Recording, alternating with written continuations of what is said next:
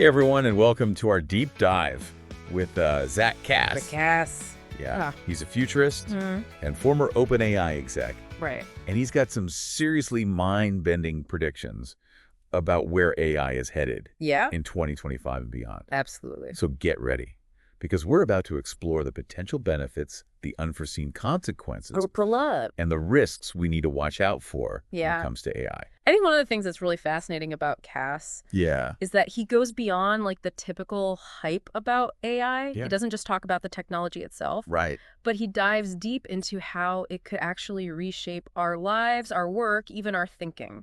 He really throws down the gauntlet when he talks about AI's impact on human potential.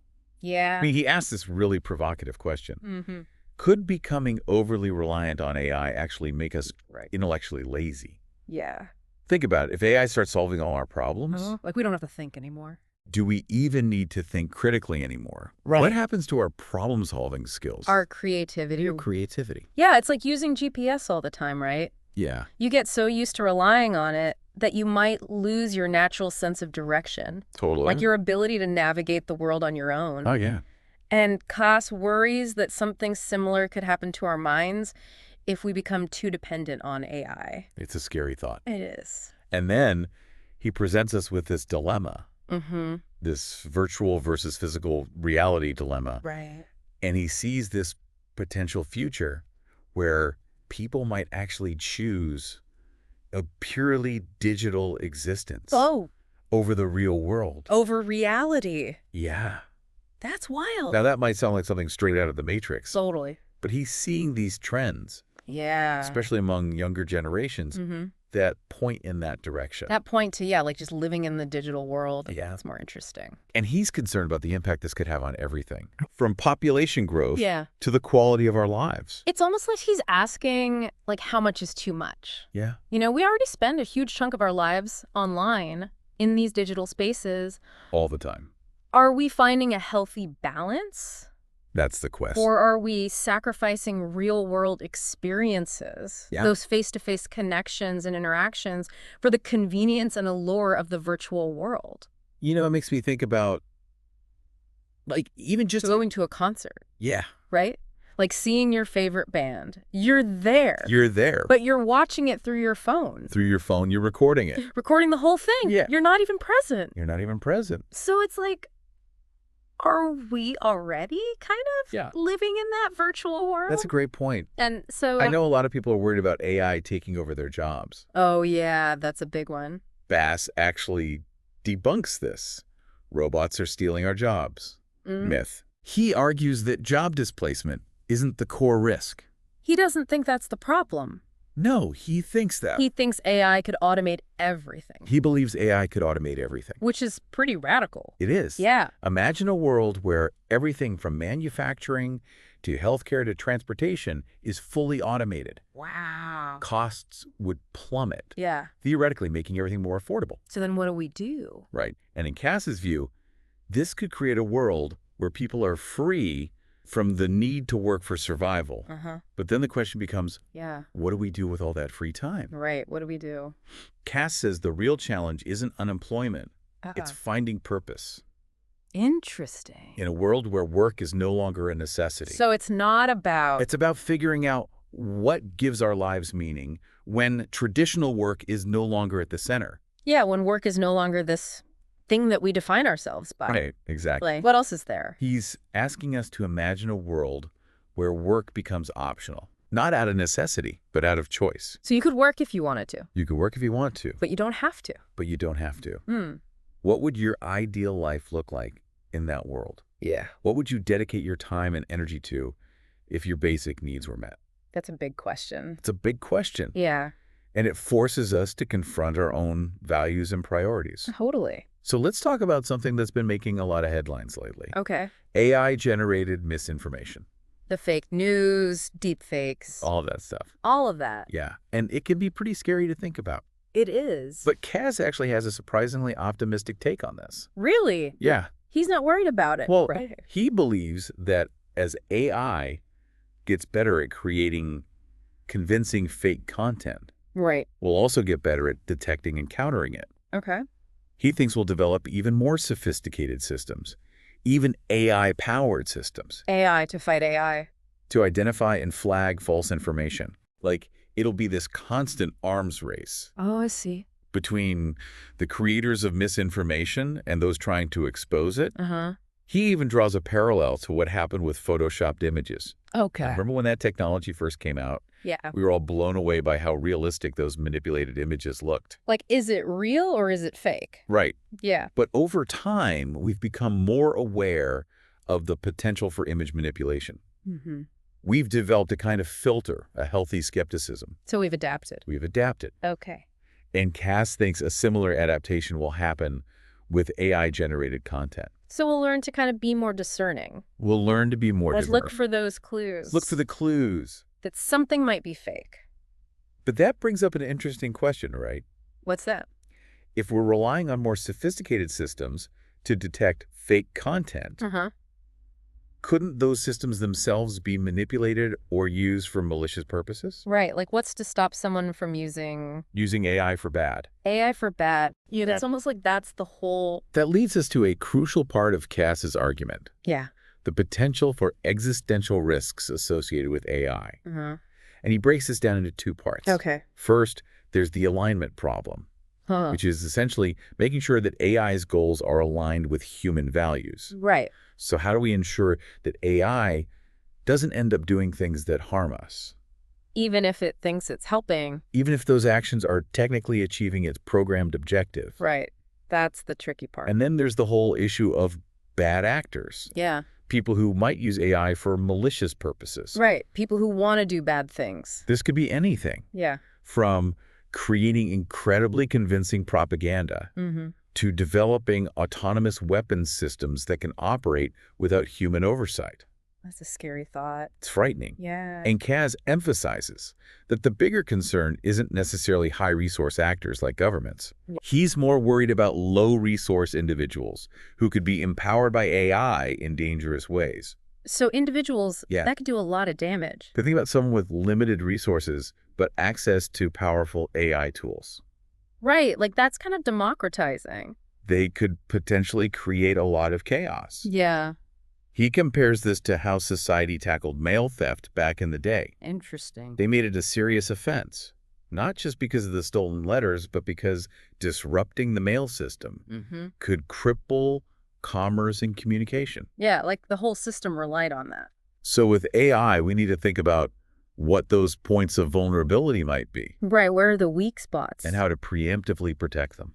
That's a fascinating analogy. It really is. Because it highlights the need to be proactive, not reactive, when it comes to AI risks. Totally. We need to anticipate potential problems and put safeguards in place before they spiral out of control. Yeah, we don't want to be playing catch-up. We don't want to be putting out fires. So given all of this, what does Kass recommend we actually do to mitigate these risks? Yeah, what are the solutions here? What concrete steps can we take? He's a big proponent of international standards for AI models. Okay. He thinks there need to be clear guidelines for things like alignment.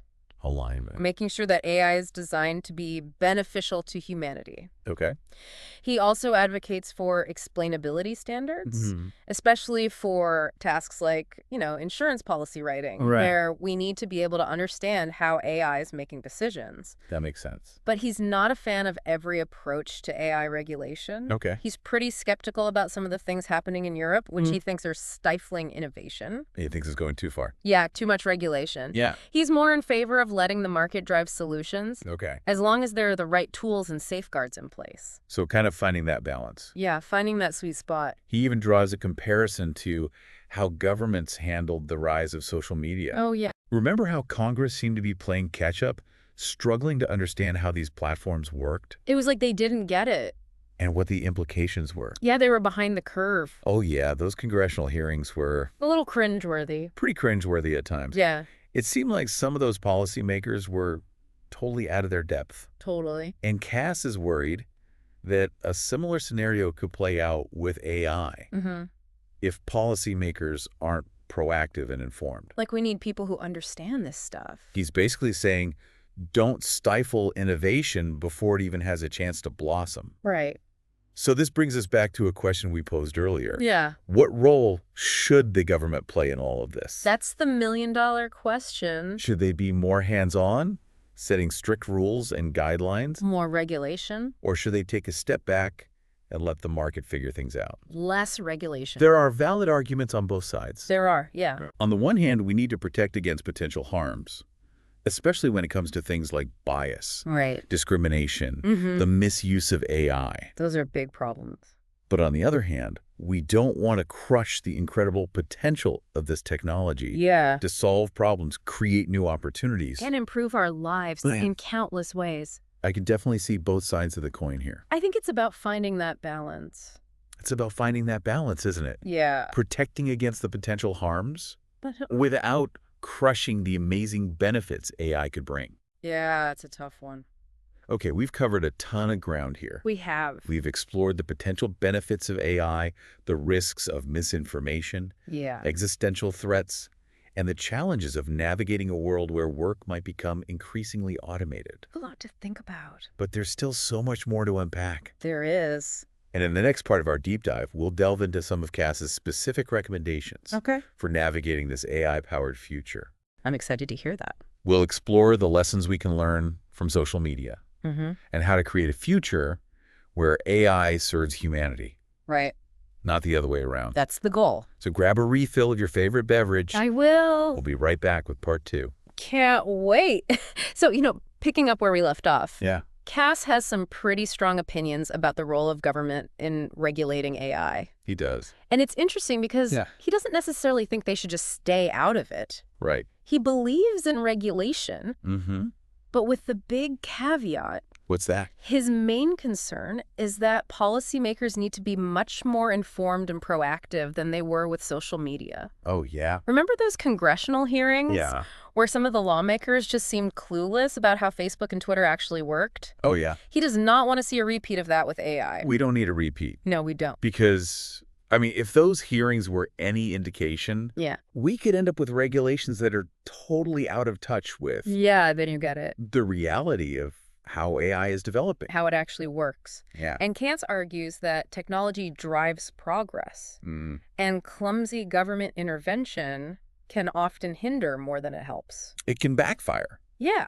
totally. So it's not about saying, let the Wild West of AI run rampant. No. It's more about finding that sweet spot where you have smart regulation that encourages responsible development, but without stifling innovation. You need those guardrails. So we're setting those ground rules, those guardrails, but we're not putting the brakes on progress. Not killing it altogether. Right, exactly. And he actually believes that if we get the framework right, with clear standards and safeguards, that the market can effectively self-regulate. So the market can kind of police itself. In a way, yeah. Yeah. And that brings us back to the question that we've been sort of wrestling with this whole time. The big question. The big question. Yeah. What role should the government play in this whole AI revolution? It's a tough one.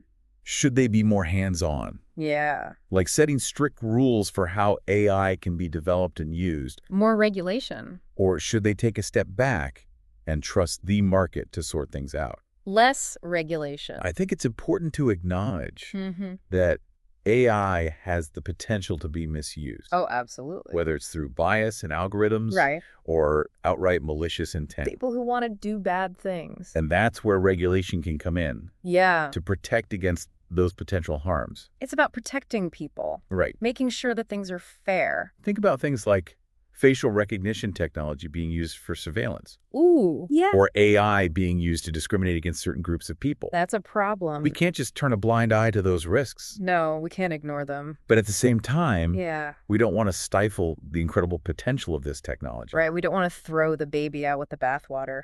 AI has the power to revolutionize healthcare, education, transportation. And all these amazing things. Virtually every aspect of our lives. And it's already happening. It is. Yeah. So I can see both sides of the coin here. I think it's about finding that balance. It's about finding that balance, protecting against those potential harms, but also not crushing the amazing benefits AI could bring. Right, exactly. It's a tough needle to thread. It is, yeah.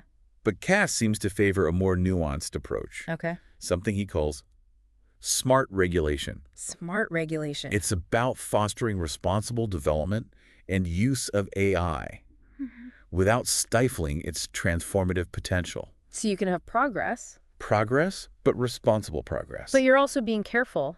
Right, it's not just about saying yes or no to AI. Yeah. It's about being thoughtful, deliberate, understanding the complexities of this technology. And it's not just about governments and policymakers. It's about all of us. It's about you. Me. Me. You listen. Being informed and engaged in this conversation. So we've talked a lot about Kass's predictions for the future. We have. But I want to sort of zoom out for a second. Okay. Bring it back to you listening right now. Yeah. What are some of the key takeaways from this deep dive? Like, what should people be thinking about as they go about their day? Yeah, exactly. Well, one of the biggest takeaways is that Kass believes that AI is going to be a transformative force in our lives. It's going to change everything. It's going to change everything, from how we work to how we think. He's not just talking about cool new gadgets, is he? No, this is much deeper than that.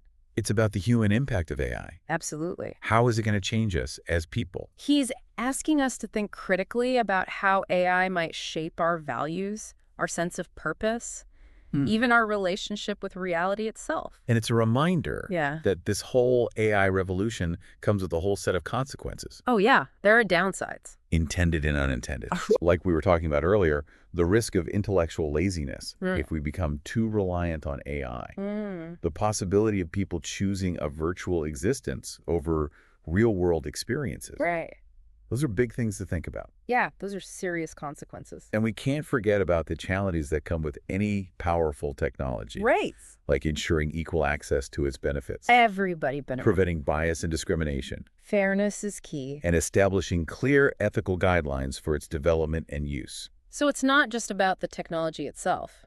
It's about how we use it. It's about how we use it. Exactly. And how we control it. So it's about being aware of both the amazing opportunities and the potential pitfalls of AI. You got to see both sides. Right. The good and the bad. But perhaps most importantly, Kass's insights really challenge us to think about what role do we want AI to play in our lives? This is about us making choices. It's not about just passively accepting whatever comes down the pipeline. We're not just passengers on this train. No.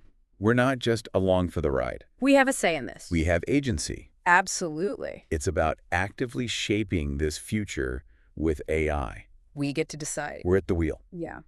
Okay, we've covered a lot of ground. We have. But Kass's vision of the future raises even more questions. It does. And in the final part of our deep dive, we'll explore some of those questions in more depth. Awesome. We'll look at the potential impact of AI on everything from education and healthcare, big topics, to the arts and the future of work itself. I'm excited to hear about that. So stick around. We'll be right back after a quick break.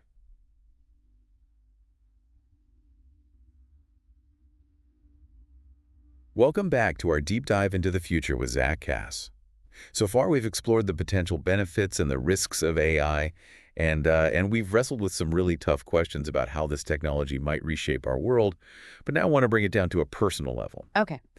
Imagine for a moment that Kass's prediction comes true, and AI can automate everything, freeing us from the need to work. What would that mean for you? What would you do with all that free time? That's a big question. It is a big question. And it really gets to the heart of what Kass wants us to consider. He challenges us to rethink this whole idea of purpose.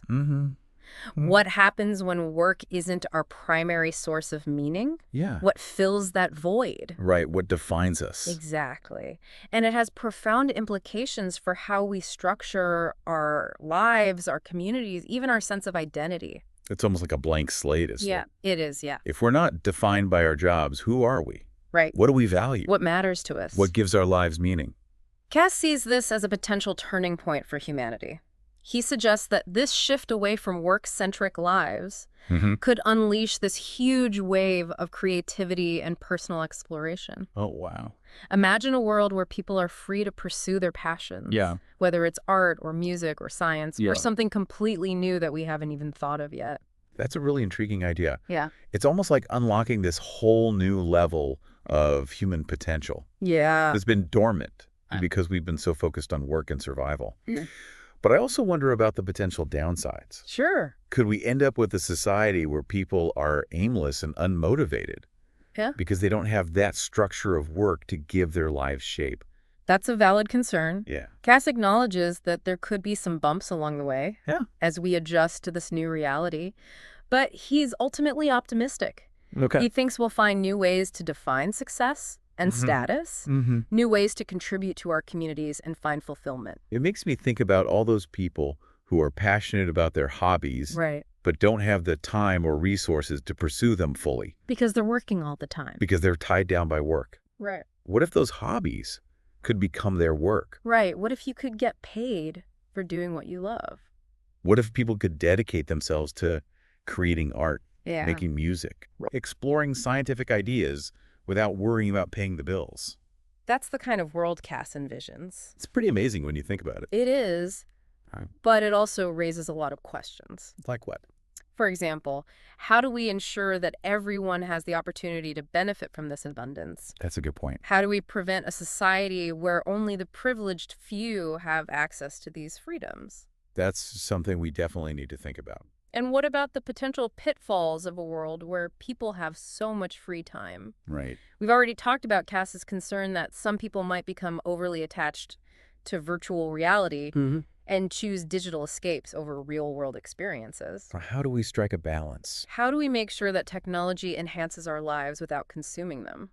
Those are the kinds of questions we need to be thinking about now. Before it's too late. Before these changes become reality, it's about being proactive and anticipating those potential challenges so we can create a future where AI serves humanity, not the other way around. That's the key. So if AI could truly automate everything, freeing you from the need to work, what would you dedicate your life to? Wow. What would give your life purpose and meaning in a world of abundance? That's a question for everyone listening.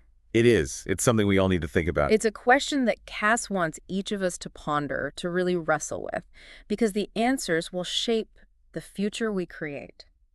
And it's not just about individual choices. It's about all of us. It's about coming together as a society to decide what kind of world we want to live in. What are our values? How will we define success and fulfillment? These are questions that require open and honest conversations. And we all need to be part of that conversation. So as we wrap up this deep dive into the future with Zack Kass, we hope you're left with more than just information.